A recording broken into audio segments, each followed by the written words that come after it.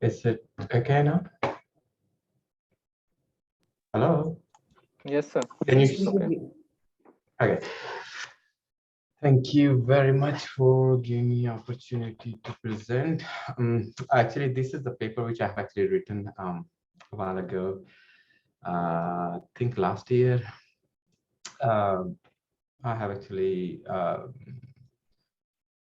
find the basic aim of this project was to to see what we have done in the past, what was we have done, and what is the current status of the medical physics in Pakistan. I'm not in Pakistan at the moment for a long time, like almost last 10 years, but I have a very strong connections with the Pakistani medical physics physicists there, especially with Shifa International, where I was working. Um, uh, I'm really in contact and also with the AKU as well. So the Asad is always, most of the time, he's invite me lots of different presentations. Um, so what I tried it, the how the medical, what we have done and what is the current status and how we can, what are the another resources available for the medical physicists to improve it. You can't you just don't leave it like that. So you have to progress, as brother Basim has talked about this. They have a, this everything needs a lots of work done, and then you can reach to the certain level where you can say that, okay, now that's what you said, giving us a story about uh, Malaysia, that it took them 10 years to reach there. So but the first thing is actually you have to start the journey. So there are lots of professional development resources available. What I tried it, actually, I tried it to collect all together in this paper. Um, so, and also find out what are the medical physicists can get a certification. What are the way he can get it? There are so many available certification programs. As the Basim has already discussed, they are trying to build up in Pakistan as well. So I have also summarized that one as well. At the end, I also proposed a certification program, which is, I think, could be work, but this is just a suggestion for you guys. But I know you are there and you know the ground realities, and then you can think about what worked, what didn't work. It's just a structure, so you can decide what you want to take it, what you want to don't take it. So it's up to you. It's just a suggestion, because I was thinking that this could be work well if we can organize in a way, then it will be respected uh, internationally. So that's the most important thing, when not necessarily respected in Pakistan, but also respected all over the world. So, and NPS has actually developed a very good reputation, which is the example Dr. Basim has shared with us with the two Iraqi physicists who actually get this MS program there, which is good, that's the way it should be. Um, so I just gives a bit of, I don't need to give you details because this is presentation I have actually made for one of the my uh, conference. So yeah, so history basically is the, in terms of the educations. The Center of Nuclear Medical Studies, under the umbrella of PIAS, conducted a medical physics course, which was actually around 6 months. I'm not sure if I'm wrong. Please, Basim, correct me. And it's in 1967. After 7 years, the first cancer institute was established.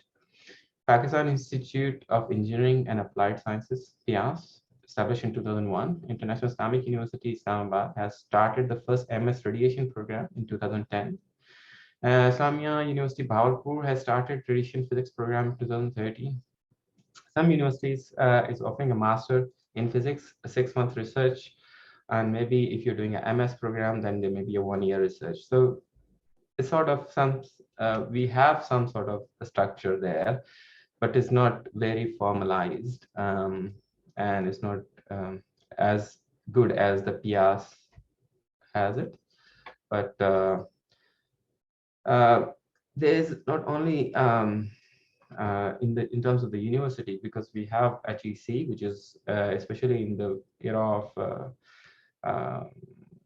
Dr. I forget the name, was leading the HEC.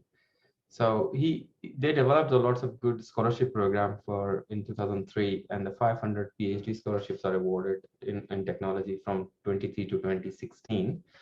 3,000 was indigenous PhD scholarships are awarded in 2002 to 2008. HEC faculty development is also be a capacity enhancement in teaching skills for the PhD, not non-PhD stuff, which is like you can have the funding and go to the another institute where you can see their structure, learn from them, and then come back.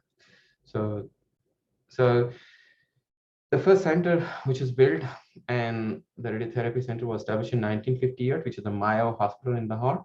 And the Dr. Faz M. Khan was appointed the first clinical medical physicist at Mayo Hospital in Pakistan.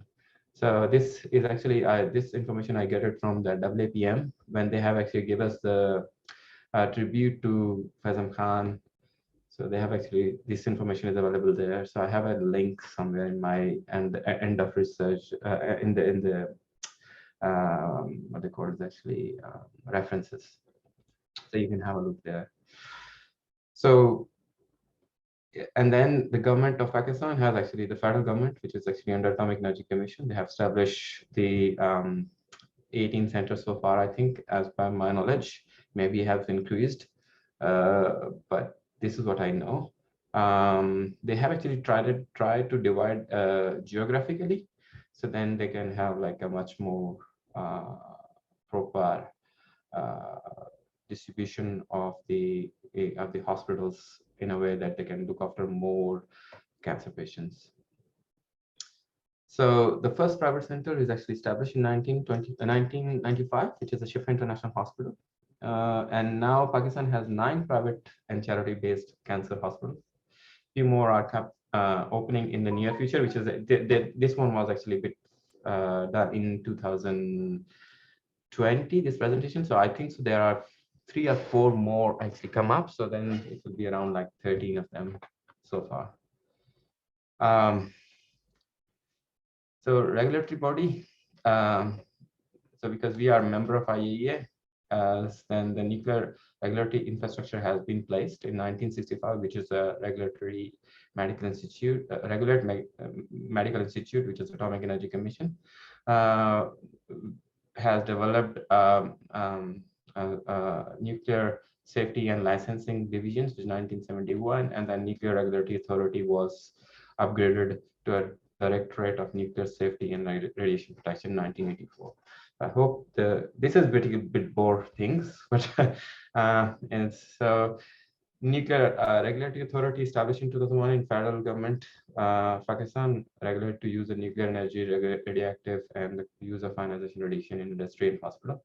And initially it started for the industry, for the mines and things like that, and then it's come to the hospital. Professional training and certification.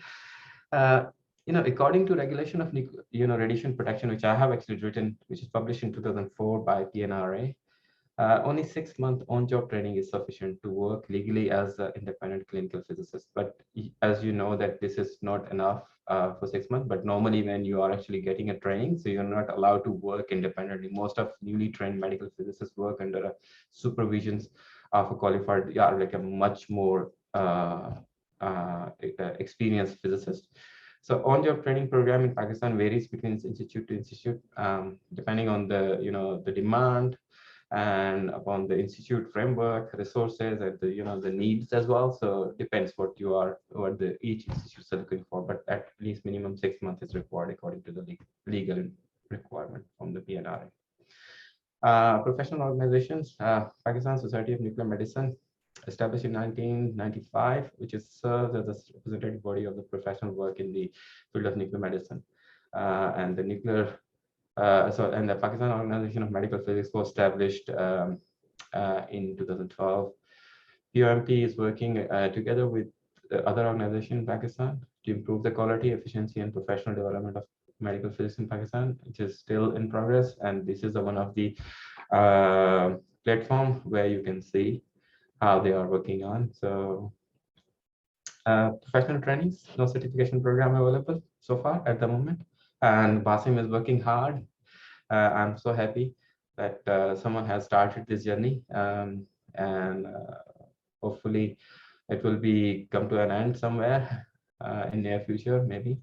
I'm not sure, but there should be, because most of the physicists in Pakistan are very, very inclined towards getting a certification, and they are trying hard, like IPNBC,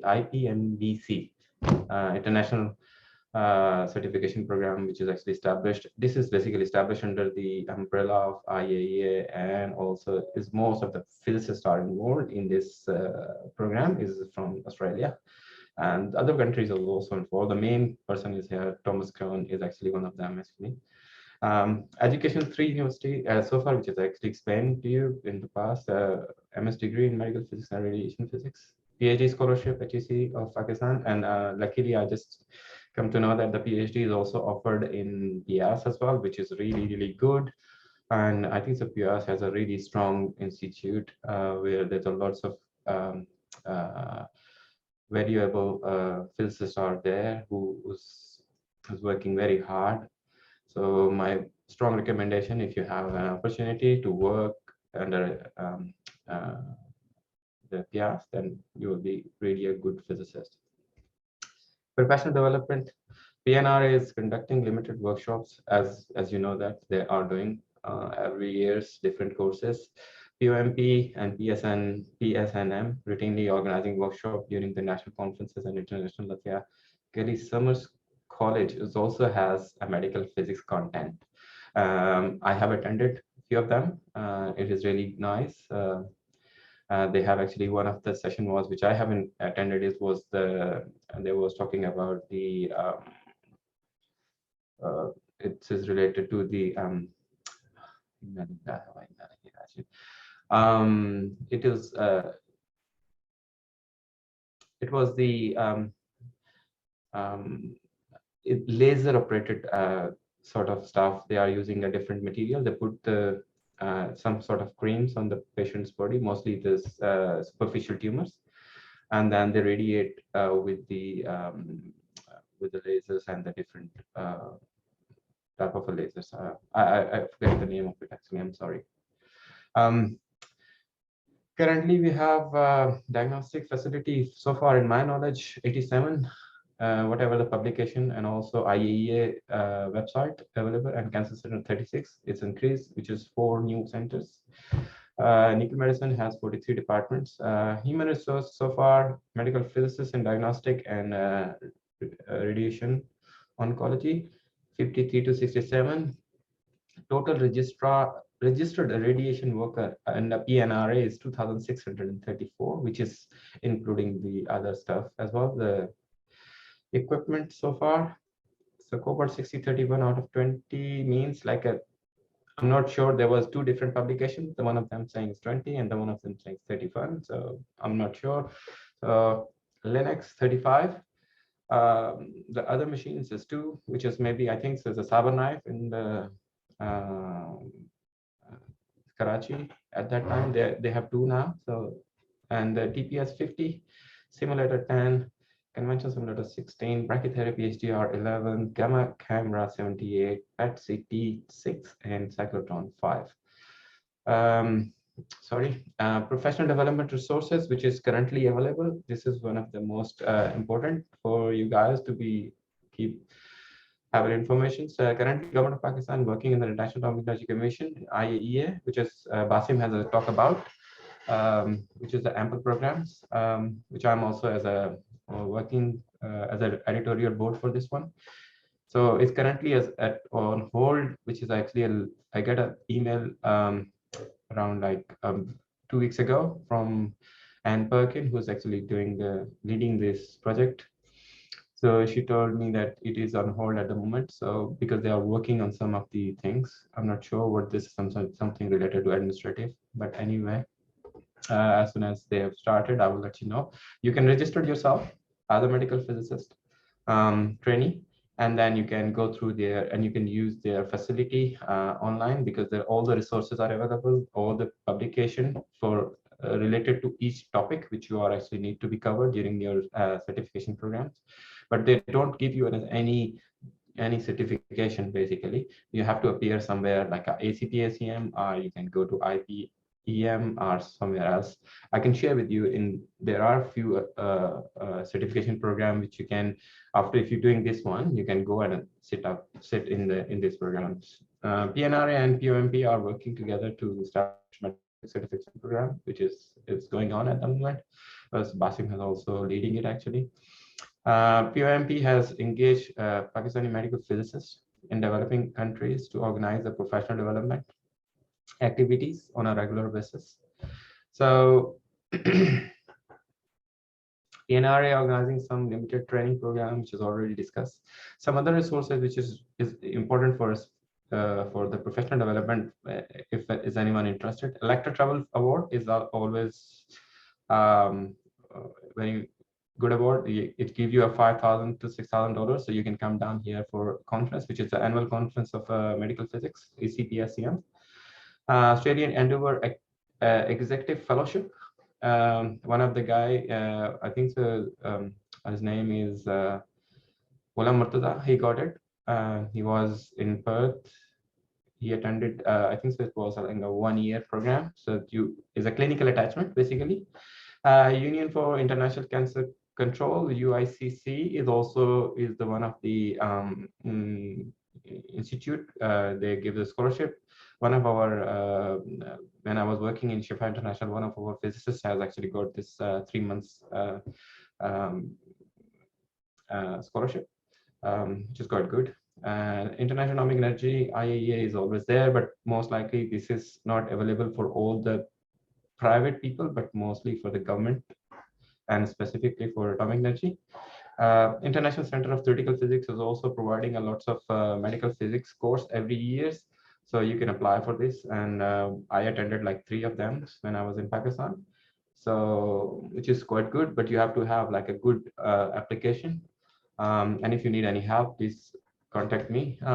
International Nathia Gali Summer School, which is annual program, so you can have it. And then another one, which is I forget to add up, is in the, I think recently the high energy physics, they have started like ICTP, they have started in Pakistan, which is next to Qadir University. So they're also providing some sort of high energy physics related annual conferences where they have a medical physics part of it as well. So ACPSCM, they have an Asia Pacific Special Interest Group, which is actually arrange on-site training and education. For example, we have a group. What they do normally, we submit our interest that I'm interested to volunteer myself for doing, the on-site training. So what they do actually, any country who needs the training, they contact them and let them know that they need a training. So then any physicist who's actually volunteer, so this organization, Asia Pacific Special Interest Group, give us the funding to move there and work there for depending how much the task is. For example, recently one of my physicists, which is sitting next to me, she went for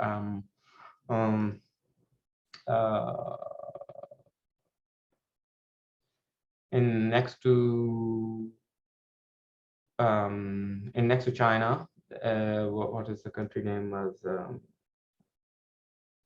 okay. But anyway, and someone Cambodia and some in African countries as well. So they went there they spent for like 6 months, depending how much the funding they are available. And sometimes what they do actually, the government who's actually the institute who's actually inviting them, they provide them some sort of accommodations and things like that, and they can survive there. And then some of the funding is actually coming from the APSIG group, and then they also support the workshop and conferences during, if they have, if you like to have conduct a conference, they will send some keynote speaker. So that can help a lot as well. So get a good source of information from them. AAPM provide an educational resource for medical physics in developed countries. You can find free proceeding of the AAPM summer schools, continuous education program for the annual meetings, selected AAPM task group reports. If you registered yourself, you can go and register as a developing countries medical physicist. I have actually done when I was in Pakistan.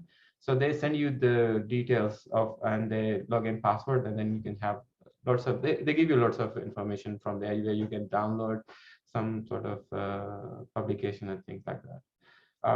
ICTP, which I already talked about, annual College of Medical Physics they have run, and they put the scholarship for them as well. So now we go back to the main point: is what are the current certification programs available at the moment, which the medical physicist in Pakistan can achieve, can avail. The Australian College of Physical Scientists and Engineering and Medicine, ACPSEM, in Australia, they have actually developed, you can apply, which is called Experienced RONP, Experienced Radiation Oncology Medical Physicist, or Experienced Nuclear Medicine Physicist, or Radio Diagnostic Physicist. So depend what you are actually looking for it.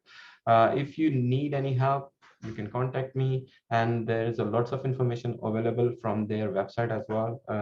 If you are interested, there are few physicists have actually tried it. One of the physicists who's actually moved recently from Pakistan, he submitted his paperwork and he's successful. Akil Hussain, you may be aware of that. International Medical Physics Certification Board, which is lots of people has done already. Healthcare Professional Council, SCPC.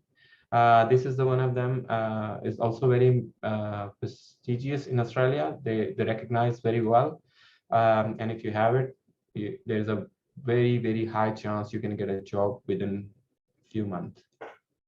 European is test station certification for medical physics expert programs. They have a level 8. If you can have, if you're interested, I will show you what are these certification programs are. I will explain in details in the next few slides. Regional cooperative agreement, which is I was talking about, the BASIM was actually working with the IAEA at the moment at this program.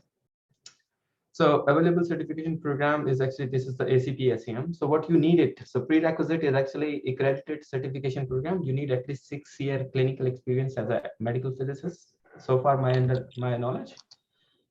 Formal application for registration, you have to submit your application, but whatever you have to do it with the application, you have they have provide you in applications. They provide you the competencies. What competencies you have achieved it so far, so that you can use these competencies and rate yourself on that you have done it or not. If you've not done it, then you have to get this experience and then you can submit. And maybe when you submit the application, they will ask you to send a report related to, for example, you said, have you done the shielding calculation for radiation bunker? So you say yes, so maybe they will ask you, give us a sample what you have done it. So you have to submit a report. Then you have a postgraduate degree, which is relevant to the medical physics. Experience letter from your current organization, as like a work report sort of. Publications in peer-reviewed journal. It was requirement in the past, but not now. They have actually changed it, and I think they changed it in a way that you have a very high level of work which is not published, but it is a unique, like a sort of work you have done it, which is even it's not published, but it is a unique work. So, and IELTS is requirement. IELTS, you have to have a 7 bands minimum requirement, 6.5 each, but overall 7. You can have 6.1, 6.5 in each, but 7 is the best because you get 10 point extra for that actually. And then there is an application assessed by the certification panel, which is have worked under the ACPSEM.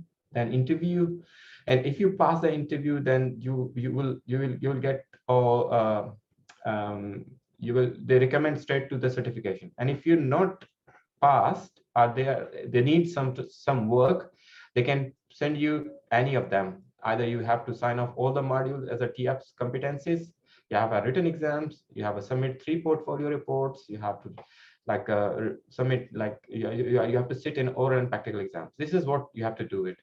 So similarly, International Medical Physics Certification Program is slightly different. They have actually prerequisite is education and masters, and then clinical trainings, which you have done. I think so. It's like 2 years minimum they have required, and then application is assessed for by IPMCB board, and they will send you a if they agreed that you have sufficient knowledge and experience, then they will put you on a give you an offer, allow you to sit up in a written exams.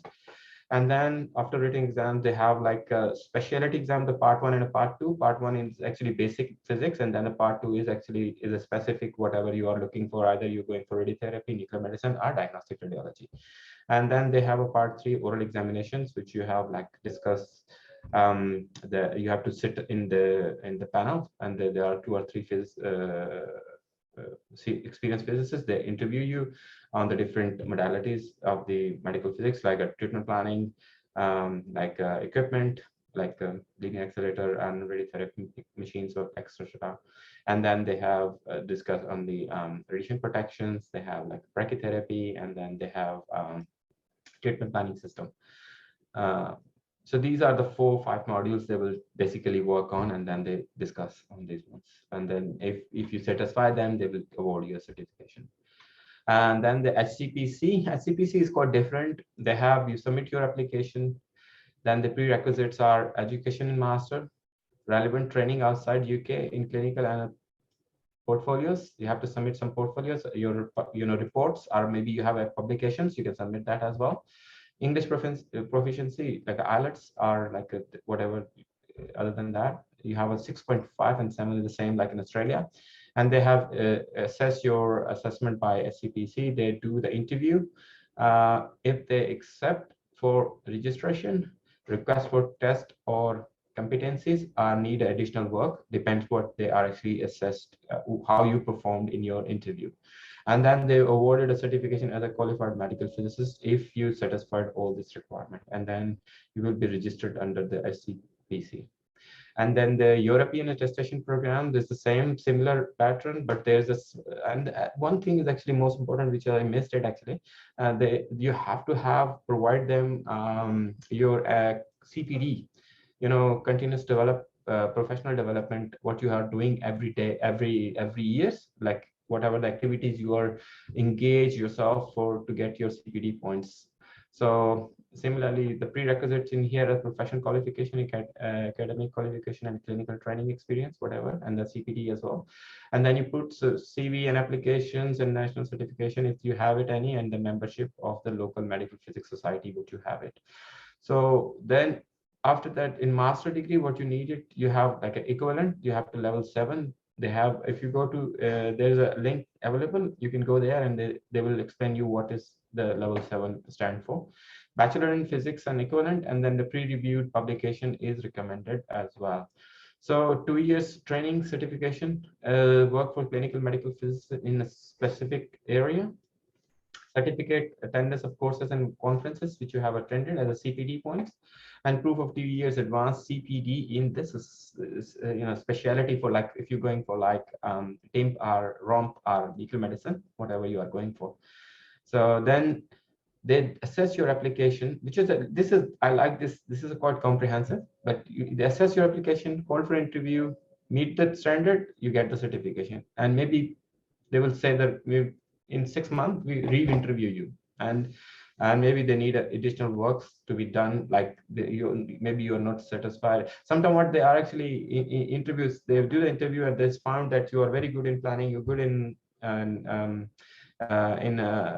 quality assurance and things like that, you are very good in radiation protection, but you're lacking in brachytherapy. So they said, okay, you have to work on the brachytherapy, you provide these competencies and evidence of the report, and then they will provide you the certification. Exactly the same thing as I have explained. So what I propose the certification. So the first thing in the certification program, you need a national responsible authority. That's what Basim was talking about. So then a professional organization like a POMT, these professional organization is actually work under the national responsible authority. So then they have like these professional organization, these people, the like the physicists, like the all the physicists, which is actually part of this POMP, they select a board, which is the certification board and the national program coordinator and accreditation board, and then the CPD regulations sort of stuff. This is more of the administrative stuff on the left hand side. So you can see my mouse. So, and then accreditation board, which is accredit the institute where you are getting training and also where you're getting your master degree program. So national program coordinator, what it do actually, it look after the overall how the whole country is going. But they have a regional coordinator program. The regional coordinator program, what it do actually, for example, you can't cover the whole country at the same time. So you regionalize it actually, like Punjab, Sindh, Balochistan, Azad Jammu Kashmir, like this kind of, if you can subdivide it, then it will be this person, the regional coordinator can report to the national coordinator, and national coordinator report to the professional organization, and then the professional organization report to national authority. And then similarly, this they have independent certification board, which is independent from all the accreditation board and the national program coordinator, and all this, they have a separate board which also be a group of a physicist who can conduct the certification program, like exams, who can conduct the exam for the, there should be a three, like a radiation oncology medical physics, diagnostic radiology medical physics, and similarly nuclear medicine as well. So accreditation board, what it do actually, accreditation, it accredit the institute and clinics where they have submit the applications to the accreditation board, and they say that we have sufficient resources and funding to look after the registrar who's actually going for certification, are the institute who's meet the certain criteria which is set by the accreditation board to have a degree program.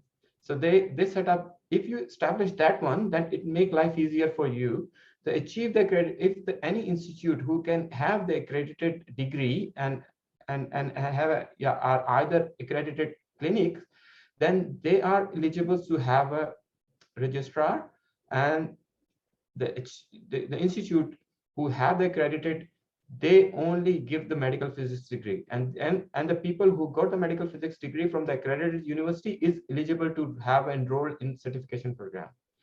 And when you have certification, you enroll yourself. So what you have to do it, the medical physics registrar has to go through the clinical supervisor, where he's actually having, for example, if someone got a registrarship position in Aga Khan University Hospital, so there should be a one senior physicist who has a qualified physicist who can supervise him during his training. So whenever he achieve any competency, he normally, the clinical supervisor check him, and on annual basis, the regional program coordinator, he will assess him either he is going well or not.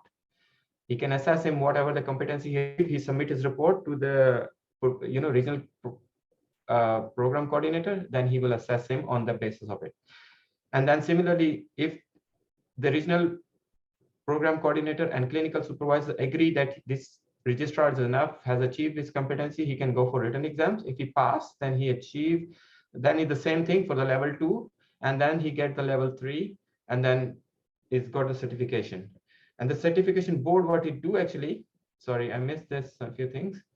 What the certification program recommend to get the award, the certification, and this award certification is, this certification board send a recommendation to the national body, and the national body provide them the accredited certification to the physicist. And then this way it's basically makes sense to me. And then when you get certification, this certified physicist need to keep the CPD regulation, because you can't stop yourself. That's what the Dr. Basim was talking about. You don't stop. Every year there's a change is happening in the medical physics. So you have to equip yourself according to that. And that's why the universities and the accreditation institute has to be established or set up accordingly, that they can meet these requirements, which is set by the accreditation board meet to have like accreditation for this institute are the universities who's providing the degree and are giving the training to the registrar. So the complete program, just to summarize it, so complete accreditation MS degree, enroll you in training, annual review. If you pass, then you go to part 1 written exams, part 2 oral exams, part 3 is a practical exams. Depends. You don't need to have like a practical exam. You just maybe do on only the oral exam and written exams, and that's it. Depends. Like in Australia, they have a practical exam, which is I think is worth it. It's really worth it. The examiner and they will see your response in a pressure situation, because when you work in a pressure situation, how you respond. And if you are not safe physicist, then it will be dangerous for the patients. So that's make life more. I think that's make more confident physicist if you go through these practical exams. Then you get a registration, then you have to ask CPD. So this is what the summary of it actually. That's what I was talking about in the whole big busy slide in the previous busy slides. So these are the who's the people who are involved in my publication. So these are the people, and these are the few references. If you go through, this will give you all the informations. Thank you very much. I think I took a lot of time. Sorry. If you have any question, you can go ahead. Otherwise, I can go home.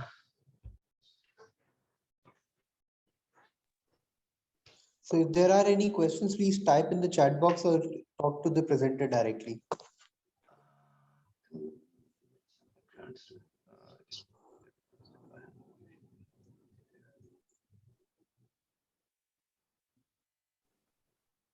I have a comments. It's a quite good presentation, and I would like to mention that there is a progress is going on in allied health side. Government has designed the Council of Allied Health, and they are recognizing all the technical expertise of hospitals. They are giving a postgraduate diplomas. So they are recognizing the programs of all the technical technicalities which are used in the hospitals. Also, the medical Lovely. physics. Also, the medical physics is a part of it. And in Aga Khan University Hospital, we have our department, new department, Allied Health Department, and they are recognizing all the courses which are running in the hospital. And from now onward, we're going to offer a diploma, a postgraduate diploma in medical physics. Fantastic. From this year. Fantastic. So might be this is another way to move forward in Pakistan for a kind of board certification.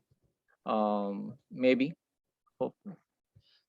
Yeah, that it's open. So if there's nothing there, something is better than nothing. Yeah, because it's going to be recognized by the government, federal government, not by the Sindh government. It's going to be recognized by the federal government. It's really lovely. Yeah. Nice. Excellent.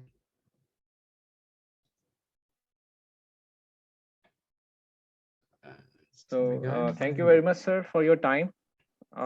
You're welcome, guys. Anytime you have my email, my contact details, anytime you can contact me. If you can see it in my first slide anyway. Good luck. Okay, we're going to continue. I have to go. Yeah. I'm not staying in the